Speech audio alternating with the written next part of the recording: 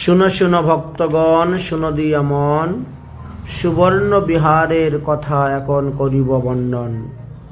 সুধী ভক্তবৃন্দগণ, শ্রীধাম নবদ্বীপ পরিক্রমা আমাদের চলতেছে। আজকে হলো তৃতীয় দিবস, 8ই ফাল্গুন 1432 বাংলা, ফাল্গুন শুক্লপক্ষ চতুর্থী তিথি, 21শে ফেব্রুয়ারি 2026 খ্রিস্টাব্দ শনিবার। আজ আমরা সীমন্তদ্বীপ, বামনপুকুর, কাজীর সমাধি এবং রাজাপুরের জগন্নাথ দর্শন করে এখন খড়ি নদী পার হয়ে সুবর্ণবিহারে যাচ্ছি। তাই আপনাদেরকে সুবর্ণবিহারের মাহাত্ম্য কথা শ্রবণ করিয়ে করিয়ে আমরা এখন সুবর্ণবিহারে প্রবেশ করব। রাধে রাধে।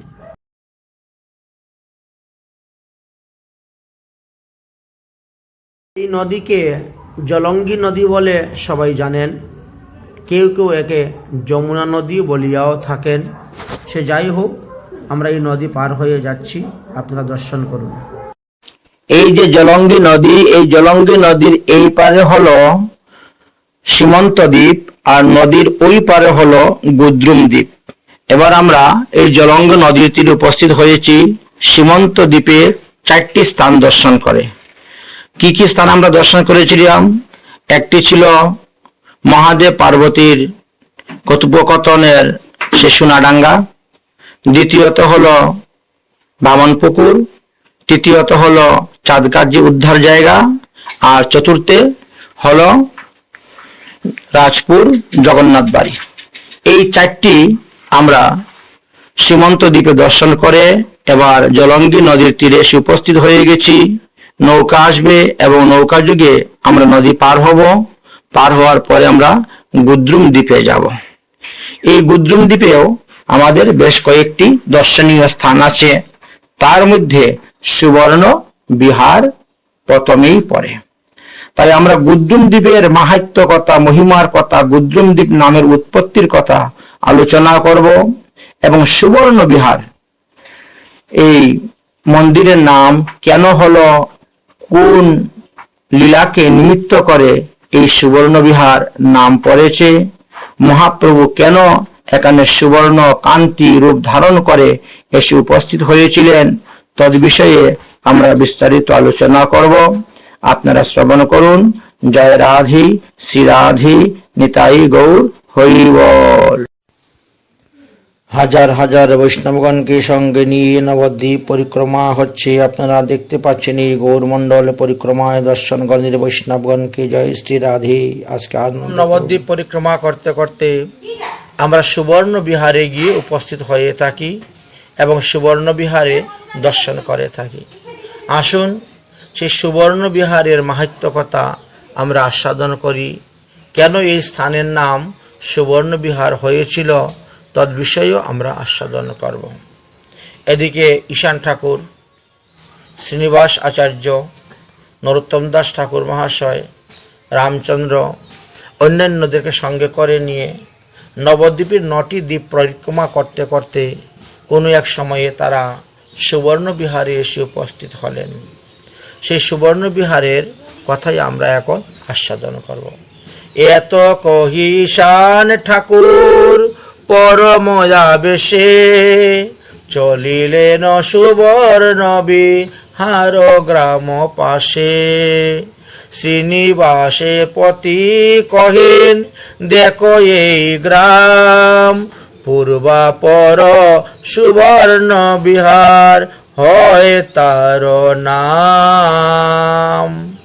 শ্রীনিবাস আচার্য প্রভুকে ঈশান ঠাকুর বলছেন, এখন আমরা যেখানে এসে উপস্থিত হয়েছি তার নাম হলো সুবর্ণ বিহার। সুবর্ণ বিহার নাম যেই রূপে হইল তাহার কিছু কহি বিজ্ঞ জন যে কহিল। আমরা আমাদের গুরু বৈষ্ণব পণ্ডিতগণের মুখে যেভাবে শ্রবণ করেছি সেই কথাই আমরা তোমাদের নিকটে বর্ণনা করতেছি। এই দেশে ছিল এক রাজা ভাগ্যবান, কৃষ্ণেতে অনন্য ভক্তি, সর্ব অংশেতে প্রধান। একেবারে নববিধা ভক্তি অঙ্গ তিনি যাজন করতেন। নারদের শিষ্য প্রশিষ্যাদি মহাশয় তার মধ্যে আইল কেহ রাজারও আলয়। কোনো এক সময় দেবর্ষি নারদের শিষ্য প্রশিষ্যের মধ্যে একজন এসে উপস্থিত হয়েছিলেন। রাজা তারই অতিশয় সম্মান করিয়া বসাইলা আসনে ভূমি প্রণমিয়া। প্রথমেই প্রণাম করলেন, তারপর স্বাগত জানিয়ে গৃহে নিয়ে গেলেন এবং উত্তম আসনের মধ্যে বসাইলেন। প্রভুর অবতার কত তাহারে জিজ্ঞাসে, এবং জিজ্ঞাসা করলেন যে ভগবানের কত কত অবতার আছে, কোন কোন সময় কোন কোন অবতার নিয়ে তিনি প্রকট হয়েছিলেন। সেই সব জানাইল সাধু মধুর ভাষে। তখন ওই সাধু মহাত্মা অতি সুন্দরভাবে মধুর সুরে ভগবানের সমস্ত লীলা কথা বর্ণন করলেন। রাজা প্রসন্ন হইলা সেই মহাশয়, পুনর্রাজাপতি সুমধুর বাক্যেতে কয়। রাজা অত্যন্ত প্রসন্ন হয়ে গেলেন তিনার প্রতি, এবং তারপরে রাজা আবার সুমধুর বাক্যে জিজ্ঞাসা করলেন যে কলিযুগে ভগবান কি রূপে আসবেন, আপনি একটু কৃপা করে আমাকে বলুন। তখন সেই মহাশয় বললেন, কলিতে হইলা পিত বর্ণ অবতার, নবদ্বীপে করিবেন অদ্ভুত বিহার, ব্রহ্মাদির পরম দুর্লভ হরি সংকীর্তন, সংকীর্তনে মত্ত হইয়া মাতাবে ভুবন। হে রাজন, নবদ্বীপে ভগবান পিতরূপ ধারণ করে কলিযুগেতে আসবেন। এই কলিযুগে ভগবান পিতরূপ ধারণ করে আসবেন, নবদ্বীপে জন্মগ্রহণ করবেন, গঙ্গার তীরে তিনি বাসা থাকবে। ব্রহ্মার দুর্লভ যে হরিনাম সংকীর্তন, সেটা তিনি অকাতরে সমস্ত জীবকে দিয়ে এই কলিহত জীবকে তিনি উদ্ধার করিবেন। জয়চে মহারাশে নিত্য কইল বৃন্দাবনে, তৈচ নিত্য দিবসুক প্রিয় ভক্তগণে। কৃষ্ণ যেভাবে বৃন্দাবনের রাসলীলায় শতকোটি গোপী নিয়ে নৃত্য করেছিলেন, গৌলীলাতে শতকোটি ভক্তকে নিয়ে তিনি লীলা করবেন। পৃথিবীতে আছে যত নগর আদি গ্রাম, সর্বত্র করিবে প্রভুর এই নাম প্রচার তিনি করবেন। নবদ্বীপ হইবে সুখের অবধি, সেই হেতু জয়ছে গ্রাম বসাইও বিধি। অতএব নবদ্বীপে তো সুখের অবধি নাই, অতএব নবদ্বীপে এখন গ্রাম বসানো আরম্ভ করা হোক। বিভিন্ন স্থান থেকে বাইরে থেকে লোক এনে এনে এই 9টা দ্বীপের মধ্যে গ্রাম বসতি স্থাপন করে লোক বসানোর ব্যবস্থা করা হোক। নবদ্বীপ ধামতত্ত্ব অন্য অগোচর, জানিসেতে জানিবেন প্রভুর পরিকর। এই যে নবদ্বীপ ধাম যে কি মহিমা, এটা এখনো কেউ জানে না, এটা গোপনে আছে। অতএব যখন ভগবান কৃপা করবেন যাকে, তখন তিনি জানতে পারবেন। ওইছে কত কহি সেই বৈষ্ণব মহাশয়, করিলা রাজারে কৃপা করিলা বিজয়। এইভাবে সুবর্ণ রাজাকে বললেন, বলে তাকে কৃপা করে তিনি তখন যথাস্থানে প্রস্থান করলেন। এইসব শুনিয়া রাজা বিচারে মনে, ওই সাধু মহাপুরুষের মুখে এই কথা শোনার পরে তিনি মনে মনে বিচার করছেন, ধিক এই মনুষ্য জন্ম, ধিক এই জীবনে, আমার এই মনুষ্য জন্ম লাভ করা ধিক্কার, আর আমার এই জীবনটাও ধিক্কার। কারণ আমি হরি ভজন করলাম না, আমি গৌর ভজন করলাম না, কৃষ্ণ ভজন করলাম না, শুধু খালি বিষয়ে মত্ত হয়ে থাকলাম, তাই ধিক্কার দিচ্ছেন। রাজ বিষয়েতে মত্ত হইন দিবানিশি, অনিবাস রাত সুখে মত্ত হয়েছে, না হইল সাধু সঙ্গ দুর্বেদ্য আমার। আমার কপালটা এতই খারাপ যে আমি এই পর্যন্ত কোনো সাধু সঙ্গ বৈষ্ণব সঙ্গ করতে পারলাম না, কোনো সদ্গ্রন্থ পড়তে পারলাম না, কোনো সদ্ধাম পরিক্রমা করতেও পারলাম না। বিনা সাধু সঙ্গে কোনো কার্য সিদ্ধি নয়, এটা শুনেছি আমরা, বিনা কার্য সাধু সঙ্গে কোনো কার্য সিদ্ধি হয় না। এতদিনে কৃপা কইল সাধু কৃপাময়। আজকে সাধু এসে আমাকে কত মাহাত্ম্য কথা বলে গেলেন নবদ্বীপ ধামের। এ বেশে জানেন প্রভু ধাম নদিয়া, এত বিচারিয়া প্রেমে উথলে গিয়া। নবদ্বীপ পানে চাহি করে অশ্রুপাত, নবদ্বীপ ভূমি প্রণমে বার এবার। তখন নবদ্বীপ ধামের দিকে তাকিয়ে কান্না করছেন, নবদ্বীপ ধামকে বারবার প্রণাম করছেন, কবে আমার ভগবান এসে অবতীর্ণ হইবেন, সেই চিন্তা তিনি করছেন। নবদ্বীপ ধামে রাজা প্রার্থনা করয়, এই করো সেই সময়ে যেন জন্ম লয়।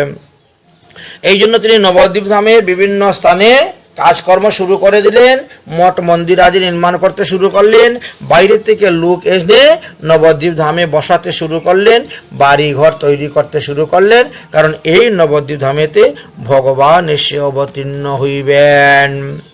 সেই সময় একটি আকাশবাণী হয়েছিল, সেই বাক্য আকাশবাণী হইল রাজার, অবতীর্ণ কালে জন্ম হইব নদিয়ায়। যদ্যপিও রাজার হর্ষ এই কথা শ্রবণে, তথাপি না ধরে ধৈর্য কত উঠে মনে।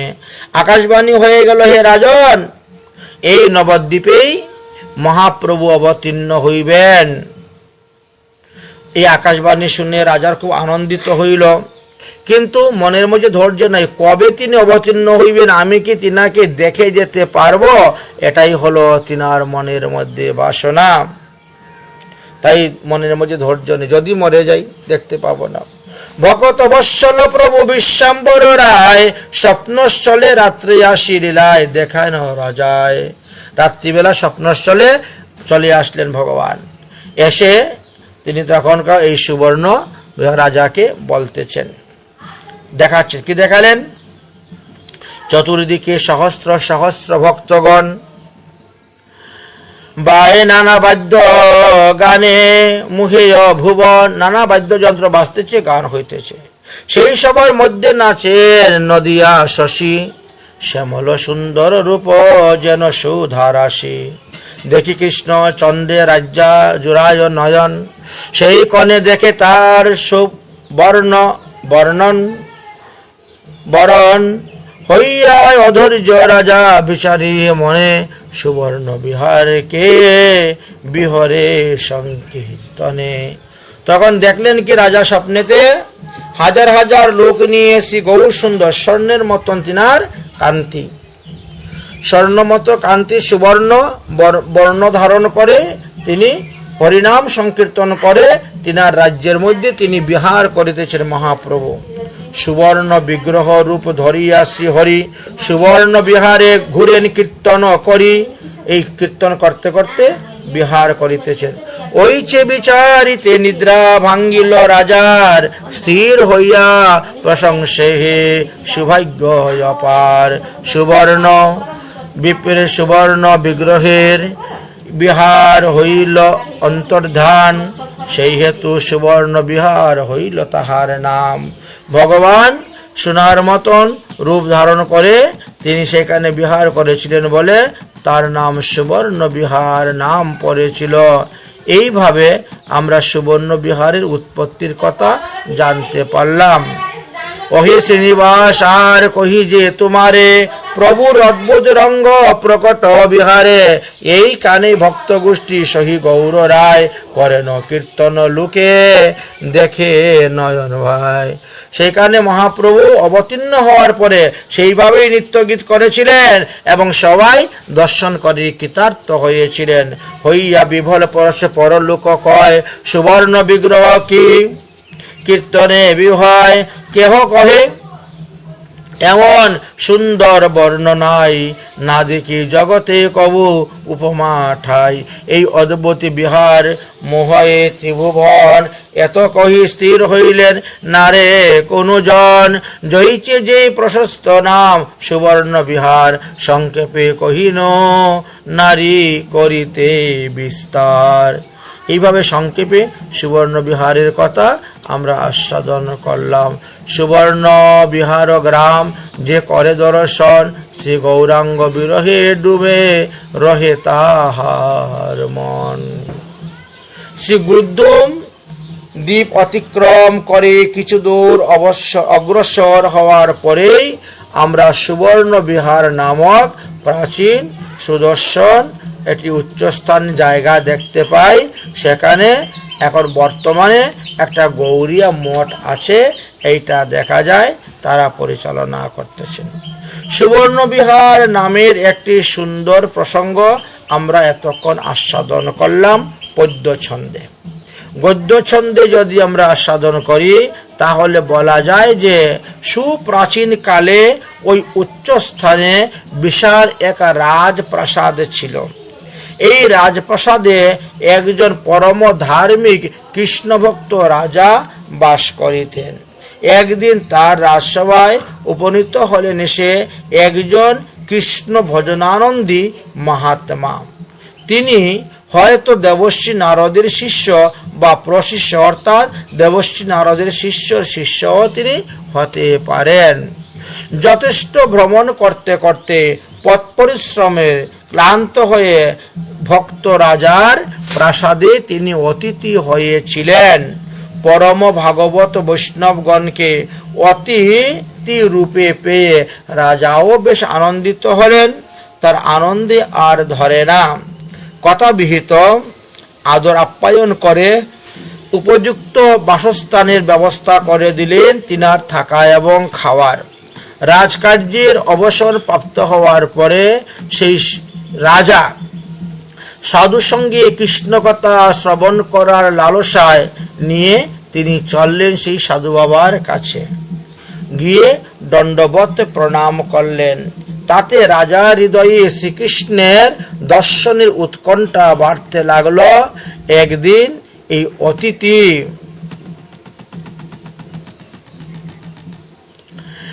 সাধুকে তিনি জিজ্ঞাসা করলেন, কৃষ্ণের আবির্ভাব কাল আর কতদিন বাকি আছে? রাজার ব্যাকুলতা দেখে মহাত্মাজি প্রসন্ন হয়ে বললেন, হে রাজন, ভগবান শ্রীকৃষ্ণ কলিযুগে প্রথমবারে এই স্থানেই অনতি দূরে নবদ্বীপ ধাম নামক স্থানেতে তপ্ত কাঞ্চন কান্তি ধারণ করে গৌরাঙ্গ দেবরূপে তিনি প্রকট হইবেন। অবিচারে সবাইকে বুকে ধরে ধরে হরি বল বলে তিনি সবাইকে বলাবেন। দিবানিশি সংকীর্তন রসে বিভোর হয়ে তিনি বিহার করিবেন। বৃন্দাবন লীলায় রাসস্থলিতে গোপীদেরকে নিয়ে যেভাবে নেচেছিলেন, এবার সংকীর্তনে মহারাসেও আপাময় জনসাধারণকে নিয়ে তিনি নাচবেন।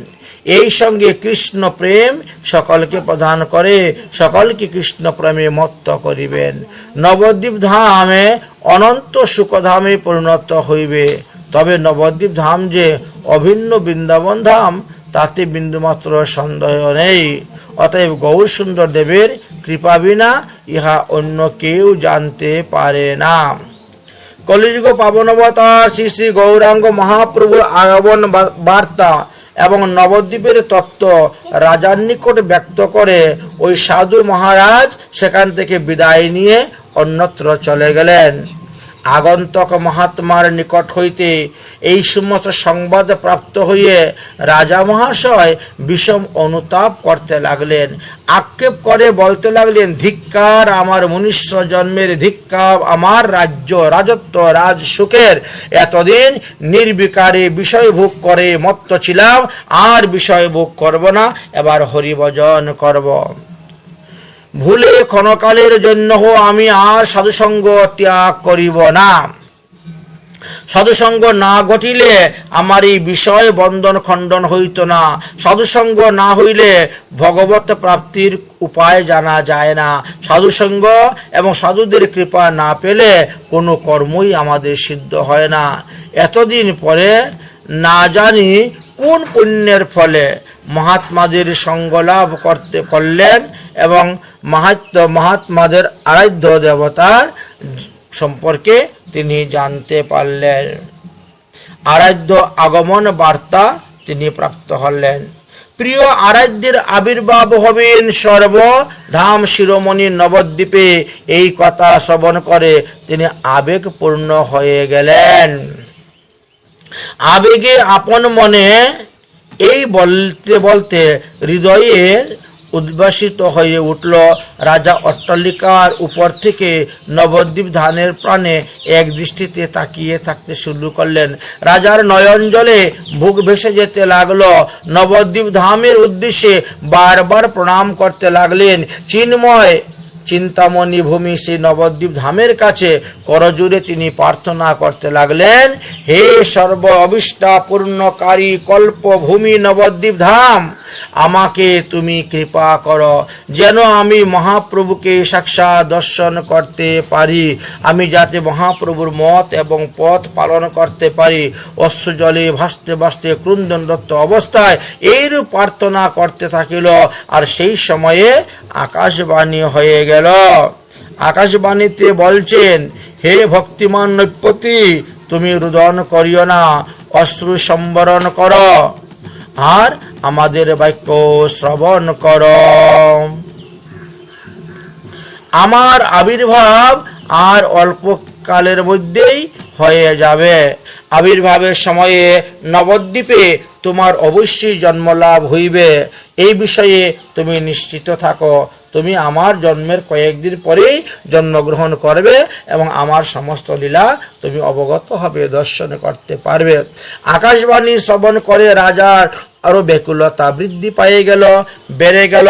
নিজ কর্ণে যার অমৃতময় বাণী শ্রবণ করলেন, তাকে দর্শন করার জন্য উৎকণ্ঠ লালসতা বাড়তে শুরু হলো এবং বাড়তে বাড়তে তিনার ধৈর্য তিনি হারিয়ে ফেললেন, অর্থাৎ চরম পর্যায়ে গিয়ে পৌঁছে গেল। তিনি হাত তুলে বলছেন, হে গৌর হরি সচিনন্দন, কবে আমায় কৃপা করবে? এই বলে আর্তনাদ স্বরে তিনি ক্রন্দন করতে লাগিলেন।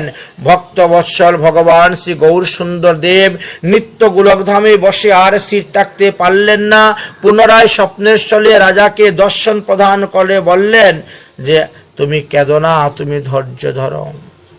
ভক্তগণকে সঙ্গে নিয়ে যেই রূপে যেমন ভাবে যেমন নিত্য ভঙ্গিমায় সংকীর্তনে বিহার করবেন, তা প্রকটকালে মতনেই স্বপ্নের ছলে দর্শন তোমাকে করাবো বা দিলাম। মহাভাগ্যবান রাজা দেখতে পেলেন যে অত্যন্ত ঐশ্বর্যময় ভূমি শ্রী নবদ্বীপ ধাম। সহস্র সহস্র ভক্তবৃন্দগণ শত শত মৃদঙ্গ, শত শত করতাল আদি নানা যন্ত্রবাদ্য নিয়ে উচ্চস্বরে হরিনাম সংকীর্তন করছেন। আর তার মধ্যে তরুণ তমাল বৃক্ষের ন্যায় উজ্জ্বল শ্যামল বর্ণ এক বিশ্ব মোহিনীকারী প্রেম রসের মূর্তি অপূর্ব ভঙ্গিমায় নৃত্য করিতেছেন। স্বপ্নের মধ্যে কিন্তু এগুলা তিনার দর্শন হচ্ছে। আচ্ছা, তাই স্বপ্নের মাঝে রাজা এই দুর্লভ বস্তুটি তিনি দর্শন করতে পারলেন, কারণ এই বস্তুগুলা অত্যন্ত দুর্লভ, সবাই এইভাবে দর্শন করতে পারে না। কিন্তু ভগবত কৃপাতে রাজা এই দুর্লভ বস্তু দর্শন করলেন মহাপ্রভুর কৃপাতে, এবং তিনি নিজেকে চিরকৃতার্থ বলে মনে করলেন।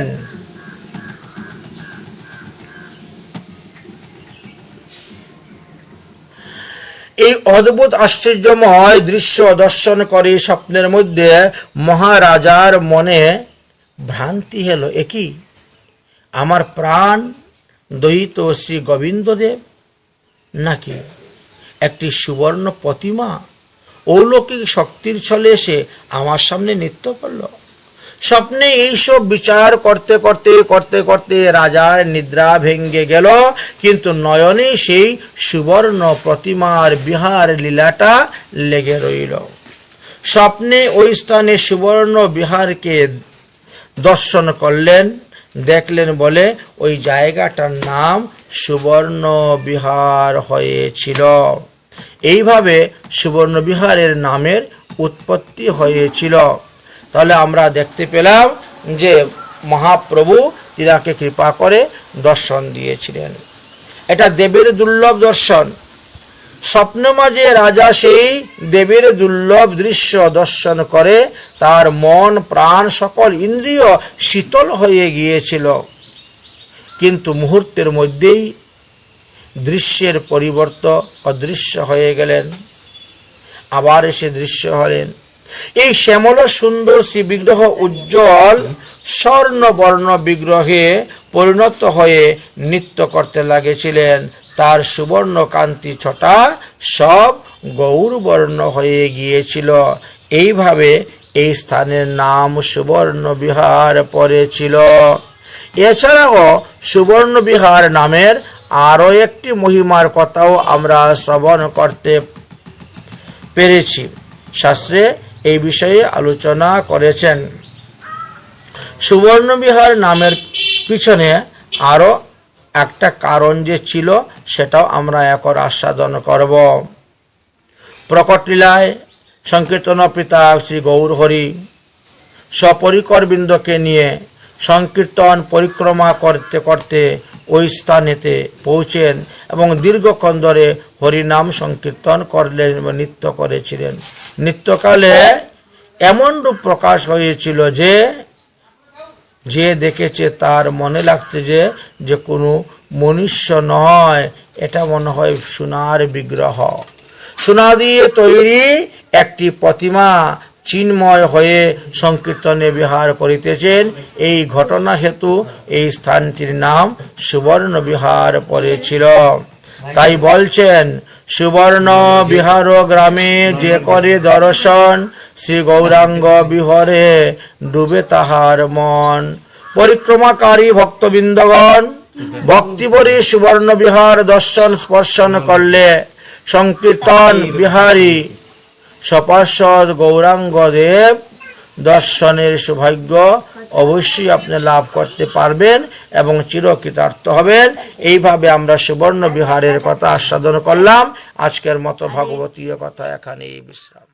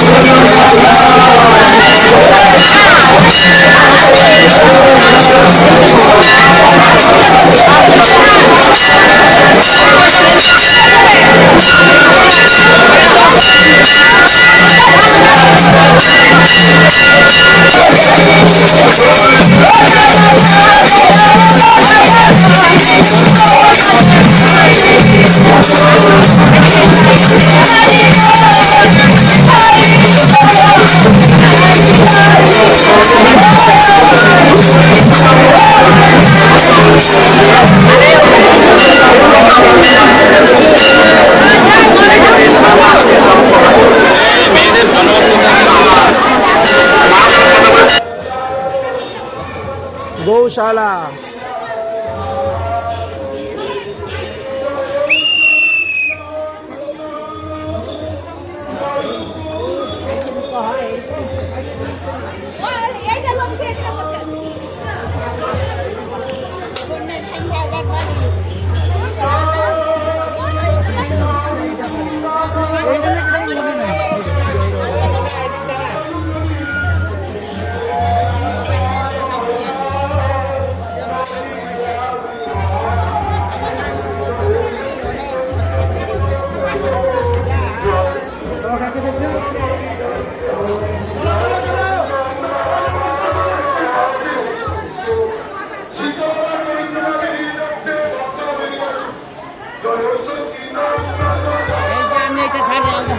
ঘরে তারা বিয়ে দেখতে হবে, মোবাইল দেখতে হবে।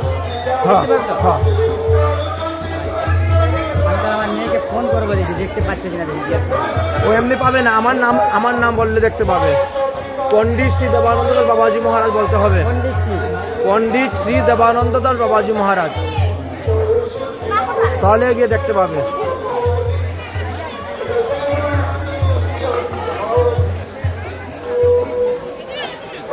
বুঝলেন, পরিক্রমা করছেন আপনাকেও দেখতে পাবে। হ্যাঁ হ্যাঁ এই যে দেখতে পাচ্ছেন, হ্যাঁ এই দেখতে পাবেন।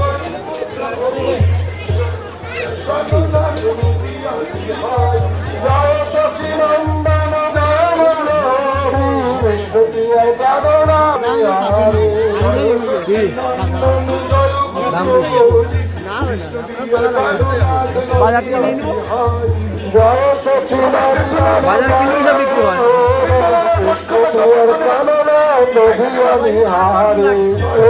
ও আগের পুরানো বিল্ডিং মন্দিরের।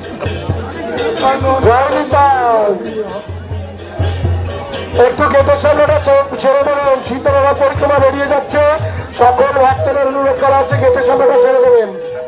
জয় সত্যি নন্দন জয় গৌরী, জয় সত্যি নন্দন জয় গৌরী, প্রাণনাথ দিয়া বিহারে নিত্য সেবা জগন্নাথ দাস বাবাজি মহারাজ কি নিত্য জগন্নাথ দাস বাবাজি মহারাজ কি সেবাই সিদ্ধ 108 প্রভুপাদ তিন করি গোস্বামী মহারাজ কি সেবাই সিদ্ধ হাজার তিন করি গোস্বামী মহারাজ কি মুরারি দাস বাবাজি মহারাজ কি মুরারি দাস বাবাজি মহারাজ কি উত্তম গোবিন্দ দাস বাবাজি মহারাজ কি জয় সচি নন্দন জয় গৌরী। একটু সামনেটা ছেড়ে দেবেন, সামনেটা ছেড়ে দেবেন একটু।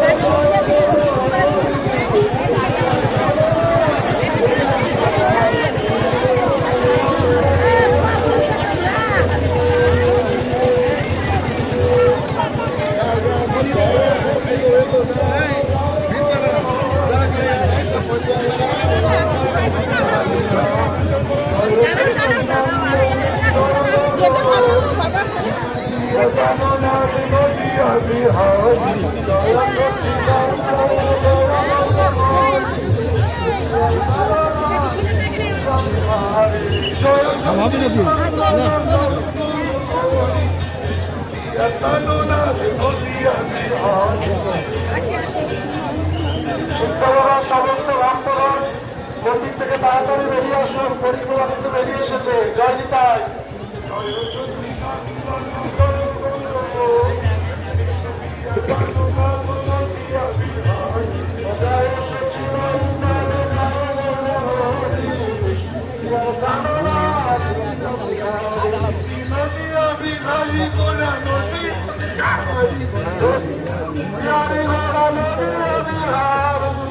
আমাদের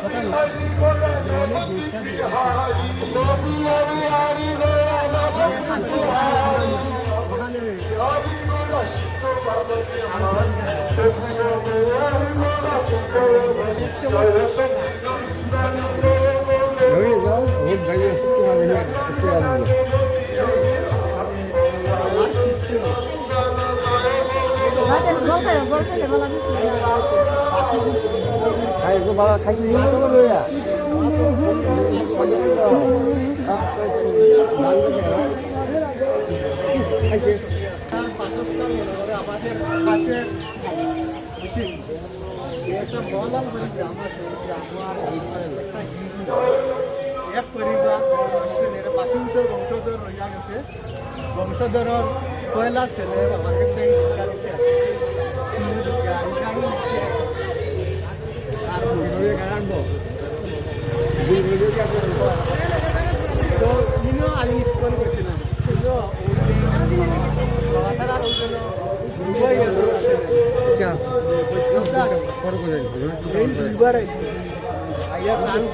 শিশু সমর্থন বিহারি কিছু গায়ক ছিল বা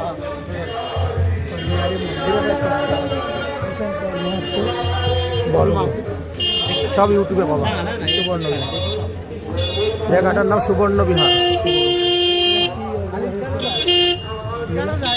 এখানে এখানে যে ভক্ত থাকতেন ইনি মহাপ্রভু বিবাহের সমস্ত কষ্ট বহন করেছিলেন। এই যাদবপুর কি যেন নাম ছিল উনি করেছিলেন।